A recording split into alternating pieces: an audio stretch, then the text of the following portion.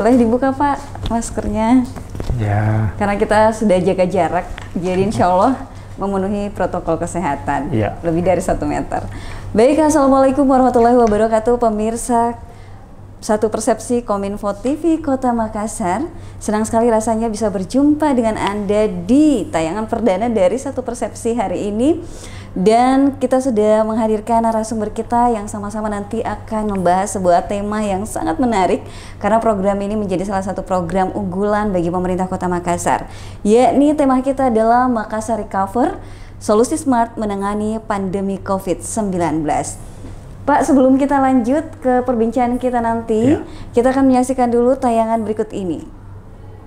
Makassar Recover telah resmi di-launching pada tanggal 5 Maret 2021 dan tidak butuh waktu lama, kembali Bapak Wali Kota Makassar melaksanakan festival vaksin tahap pertama pada tanggal 18 Maret 2021.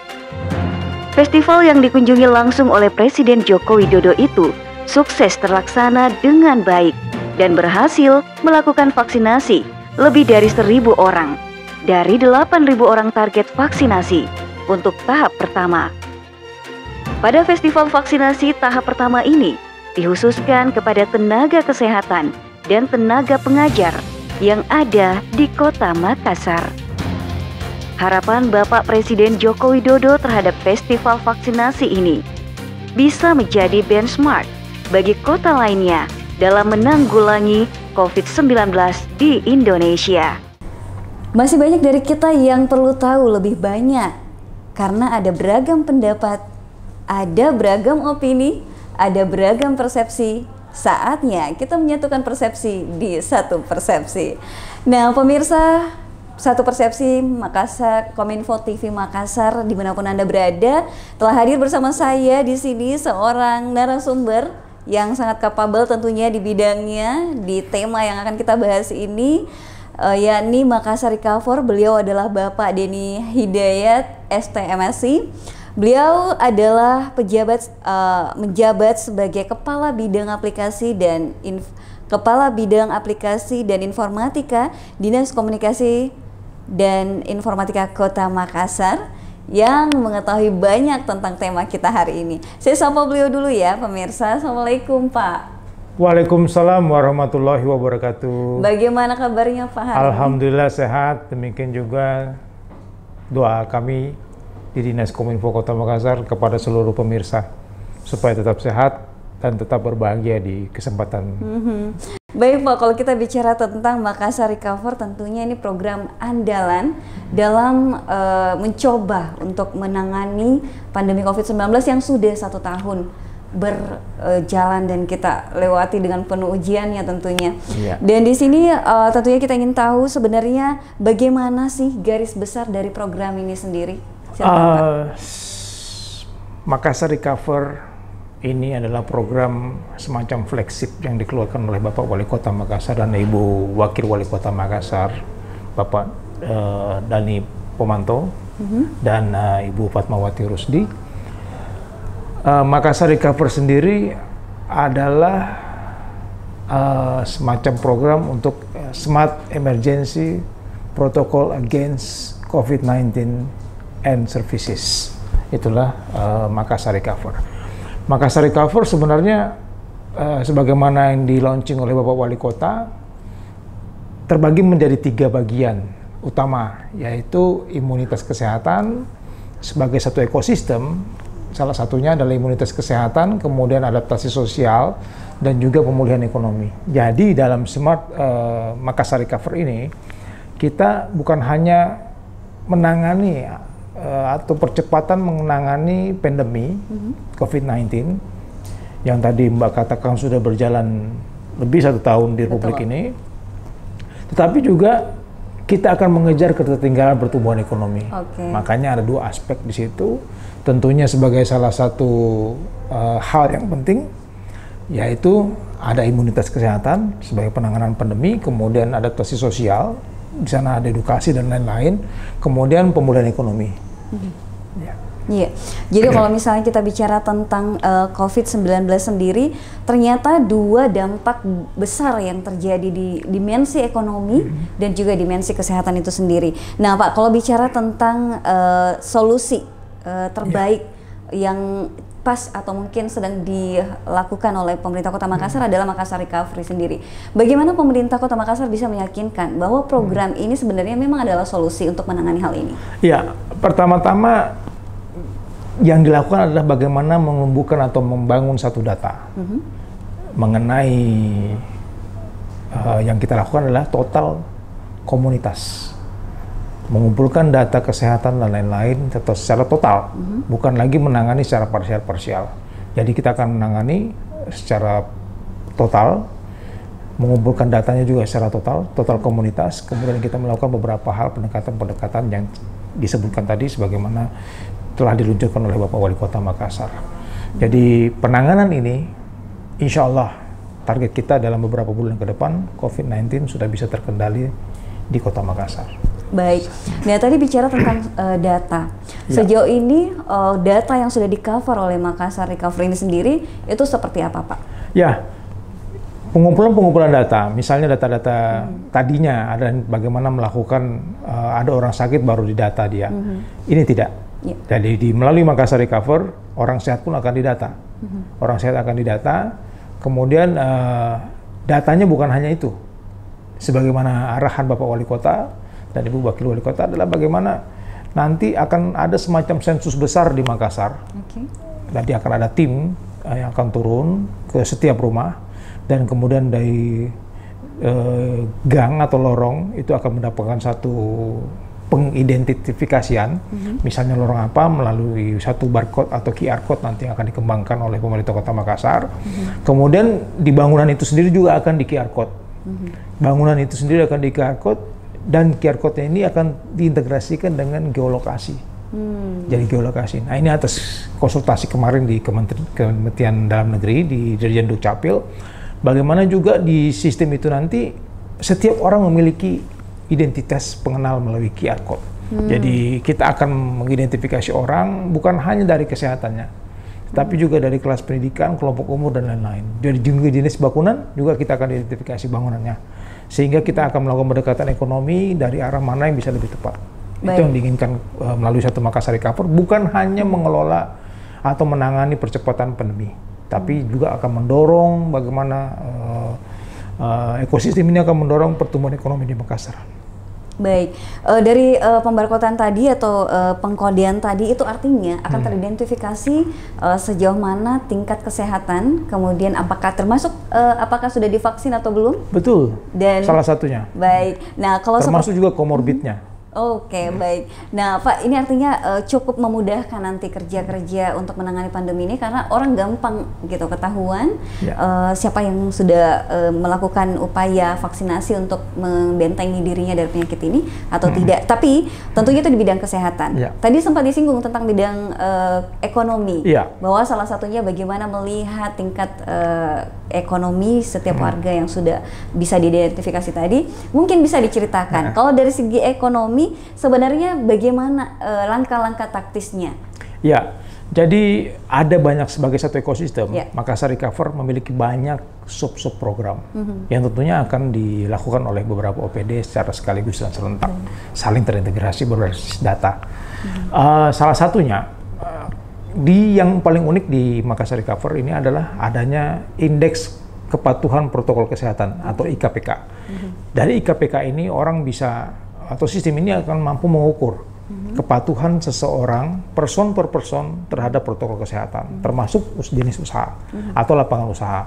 Misalnya ada kafe atau tempat-tempat makan, di sana akan dikembangkan satu sistem bagaimana memonitor kepatuhan protokol kesehatan di tempat tersebut. Misalnya dari jumlah orang, sebagaimana ketentuan yang sudah ada, itu ada 50% dari tempat. Nah, itu akan ada kepatuhan-kepatuhan seperti itu akan kita kontrol secara real time dan online. Jadi ini pengontrolnya nanti akan kita limpahkan kepada kecamatan-kecamatan yang akan memiliki semacam command center atau khusus untuk menangani kondisi-kondisi ini. Kemudian juga di masing-masing kelurahan akan ada pusat pelayanan kesehatan yang nanti akan ada ditempatkan dalam satu kontainer di sana. Nanti ada satu perangkat yang bisa mengukur kesehatan orang. Nah, dari segi ekonomi lainnya misalnya, nanti ada satu program bagaimana setiap hari tertentu nanti akan diputuskan oleh Bapak Wali Kota, akan ada orang ke kantor dengan menggunakan angkutan daring misalnya, untuk mengurangi kontak dengan atau kemacetan di kota ini, atau mendorong sektor sambil sekaligus mendorong sektor daring. Juga akan ada bagaimana nanti makanan itu, makan siangnya atau lunchnya harus dipesan dengan memberdayakan komunitas-komunitas yang ada di lorong-lorong dengan mempersiapkan makanan sesuai dengan standar kesehatan. Jadi seperti itu. Wah, ini menarik sekali karena berjalan ekonomi, tetap sehat juga warganya. Harus seperti itu. Harus seperti itu. Jadi dia berkesinambungan dan beriring sejalan bersama. Harus dua aspek ini akan sebagaimana ideal Makassar Recover diinisiasi oleh Bapak Wali Kota dan Ibu Wakil Wali Kota adalah untuk mendorong dua hal yang berbeda ini. Baik, dan kalau kita melihat tadi atau mendengar tadi penjelasan Bapak, ternyata warga dilibatkan, ekonomi bisa berputar karena misalnya salah satunya pemesanan makanan atau lunchnya tadi memanfaatkan warga, memanfaatkan transportasi daring dan sebagainya. Nah, artinya ada keterlibatan masyarakat di situ untuk mensukseskan program ini. Bisa diceritakan sebenarnya peran masyarakat di program ini seperti apa, Pak? Tanpa peran masyarakat atau tanpa engagement dari publik, pemerintah itu bukan apa-apa. Itu satu clue yang harus kita sadari sebagai pemerintah. Jadi kepatuhan warga atau engagement warga ini sambil akan kita monitor. Warga yang patuh tentunya akan mendapatkan satu reward. Di sini nanti akan berbasis dari IKPK itu tadi. Dari IKPK misalnya ada bantuan-bantuan sosial, siapa yang bisa menerima dan bagaimana dia. Kemudian apakah nanti IKPK-nya misalnya 100 atau kemudian akan turun, dia mendapatkan fasilitas apa, kemudahan pelayanan apa. Itu sebagai reward kepada publik. Nah, keterlibatan publik lainnya, misalnya kita memberdayakan masyarakat untuk melakukan pengawasan di komunitas mereka. Misalnya saya seorang ASN, saya sudah mengintroduksi atau menginfluence program ini ke seberapa orang di dalam area saya. Nah, itu dia yang akan kita libatkan nanti sebagai influencer di lokal. Nah, ini beberapa program yang kemudian akan kita dorong. Salah satunya misalnya untuk keterlibatan masyarakat nanti adalah melalui sektor ekonomi. Di program ini telah digagas satu konsep bagaimana pemesanan misalnya sembako yang rutin kita pakai, pasta gigi, minyak goreng dan lain-lain, itu bisa dilakukan oleh kawan-kawan yang memiliki ruang-ruang kosong di rumah mereka. Kemudian mereka menggunakan satu aplikasi yang kemudian bisa dipesan. Nah, ini bukan bersejajaran atau berhadapan dengan gade-gade atau apa, tapi gade-gade silakan juga masuk ke dalam ekosistem ini. Kita akan berdayakan mereka karena apa? Kelemahan di sektor UMKM ini adalah bagaimana mereka tidak memiliki etalase. Etalasenya nanti kita akan pindahkan secara digital. Saya yang membuka toko kecil, misalnya khusus untuk kelontongan barang habis pakai, misalnya pasta gigi dan lain-lain, gula, pasir, apa segala macam di sektor itu saja. Bisa menjadi penyedia barang itu di lokal komunitas kita. Dan gade-gade tadi bisa masuk ke dalam itu, ini. Baik, jadi semacam kalau ibarat kata pasar, silahkan masuk di pasarnya, pasar digital. Nanti siapa saja bisa berjualan di sana. Tentunya ada mekanisme, ada persyaratan yang ditetapkan oleh pemerintah Kota Makassar. Bisa mungkin diceritakan secara teknis lagi, Pak, supaya nanti masyarakat bisa pahami. Jadi nanti persentase keterlibatannya lebih tinggi. Iya. Kalau kita lihat di beberapa di layar ini, misalnya nanti ada orang datang, ini sebenarnya sosialisasi yang kita lakukan secara media sosial dan informasi daring. Ini nanti datang tim kita atau tim Makassar Recover, ini ada namanya tim detektor, dia akan mengetuk rumah, kemudian akan mendata segala macam data nanti akan kita siapkan, termasuk geolokasi rumah tersebut, sehingga akan memudahkan rumah ini milik siapa. Bukan hanya berdasarkan nomor rumah, tapi juga berdasarkan profiling daripada pemilik rumah dan anggota keluarga yang tinggal di rumah. Ini akan kita laksanakan seperti ini, kemudian semuanya kita nggak perlu lagi melakukan uji-uji yang terlalu ribet, tapi kita cukup menggunakan meniup saja, nanti ada alatnya disiapkan oleh pemerintah Kota Makassar. Kita akan mengukur saturasi, kemudian kita akan mengukur tekanan darah dan lain-lain, temperatur, juga akan melakukan satu identifikasi seperti alat ini, tinggal ditiup. Ya, ini disebutkan alatnya mungkin Pak? Ini mungkin sudah ada, tinggal ditiup. Kemudian kita udah launching kemarin di Karibosi, Bapak Wali Kota Makassar. Kemudian akan ada QR code di rumah. QR code ini akan menunjukkan dia siapa di rumah ini. Apakah berapa orang keluarga, laki-laki, perempuan, profil, pokoknya profil lengkap. Jadi datanya sangat lengkap. Jadi begitu, Pak, ya? data yang harus kita, total komunitas ini akan sangat besar. Nanti akan terpantau di comment center kita di lantai 10 ini. Kemudian juga akan dilakukan oleh satu triase oleh dokter ahli melalui online. Ini penderita ditangani seperti apa? Seperti itu. Jadi sangat terpantau. Ya, jadi sasaran kita selain border control, tentu kita akan melakukan border control. Nanti akan di setiap border control masuk Kota Makassar, warga keluar masuk Kota Makassar akan lakukan satu uji tadi seperti itu. Kemudian ini akan ditempatkan di kontainer-kontainer di 153 kelurahan. Kemudian juga akan ada satu edukasi. Kita terus mengedukasi, kita dengan ada data profiling ini, kita bisa mengedukasi yang bersangkutan melalui SMS blast misalnya. Juga melakukan notifikasi, misalnya Mbak sedang berdekatan dengan saya dalam satu geolokasi, kemudian salah satu dari kita ada penderita atau dianggap sebagai OTG, maka kedua kita akan menerima satu SMS notifikasi bahwasanya salah satu dari kita adalah atau Anda tidak bisa untuk berada di tempat itu karena tidak sehat atau telah melewati batas keramaian atau batas tidak patuh prokes dan lain-lain. Misalnya tadi ada orang ditolak masuk karena tempat dari QR code-nya dia tidak memungkinkan untuk masuk tempat itu. Tapi tetap perlindungan data pribadi akan kita dorong. Nah ini kalau kita bicara itu tentu sangat tanda petik menggembirakan begitu ya Pak. Insya Allah. Karena bagaimanapun program ini juga memang sudah mendapatkan kalau bahasa kita di sini menyambut penghargaan dari pemerintah sebagai inisiator di bidang kesehatan dalam upaya mencegah COVID-19. Nah Pak, kalau bicara tentang tadi keterlibatan masyarakat sudah, langkah-langkah praktis secara garis besar sudah, teknisnya seperti apa? Nah artinya masyarakat mungkin mau tahu nih kapan dilaksanakannya aplikasi ini, dirasakan secara langsung oleh masyarakat. Rencana Pak.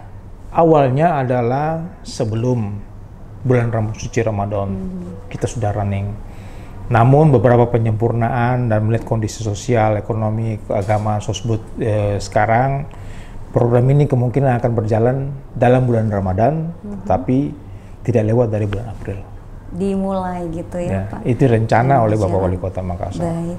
Dan masyarakat tentunya selalu mendapatkan sosialisasi ketika berjalannya program ini? Tentu, dengan kita memprofiling orang tadi, kita sudah bisa melakukan sosialisasi. Saya juga memiliki nomor teleponnya setiap orang, pemerintah Kota Makassar, bisa meng-blast. Tinggal blast saja. Tinggal blast, ada sosialisasi apa. Klik linknya ini tinggal dibuka. Edukasinya gimana, gampang. Jadi semua hal nanti akan berjalan secara online. Dan kita juga akan bekerja dengan semua sektor, semua yang mau mendukung Kota Makassar, silahkan bantu program ini. Banyak hal yang kita bisa lakukan di sini untuk komunitas kita bersama. Oke Pak, luar biasa sekali. Dan kalau bicara tentang Makassar Recover ini, tadi bisa digunakan oleh masyarakat, sosialisasinya.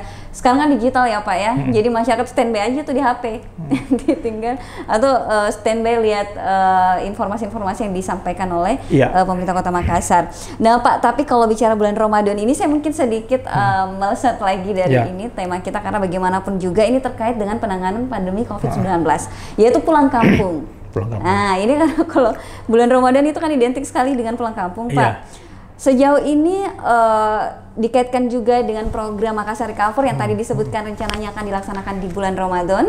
Tidak keluarlah dari bulan Ramadan ini. Pulang kampung, kebijakan pemerintah Kota Makassar seperti apa, Pak? Saya yakin apa yang diputuskan oleh pemerintah pusat itu berdasar. Dan memiliki data-data mengenai bagaimana penyebaran ini harus ditekan dengan membatasi pulang kampung di bulan suci Ramadan. Keputusan yang ditetapkan oleh pusat saya kira sudah sangat baik dan akan kita ikuti. Apa yang digariskan secara nasional. Kita berada dalam satu kesatuan negara Republik ini, mari kita ikuti apa yang ditentukan oleh keputusan dari pusat. Makassar saya yakin dengan adanya beberapa pendekatan bagaimana walaupun ada sempat kita lihat ada beberapa kebijakan, misalnya di kawasan Maminasata bisa untuk pulang kampung, atau kami mengasih dalam jarak dekat, dalam Maminasata, kemudian Jabodetabek dan lain-lain, itu kawasan-kawasan khusus masih bisa untuk hal seperti itu. Perlu menjadi kami sampaikan bahwasanya selama bulan suci Ramadan 2 minggu kemarin Makassar memiliki laju transmisi atau rate of transmission COVID-19 0,61. Itu berada di bawah 1,0.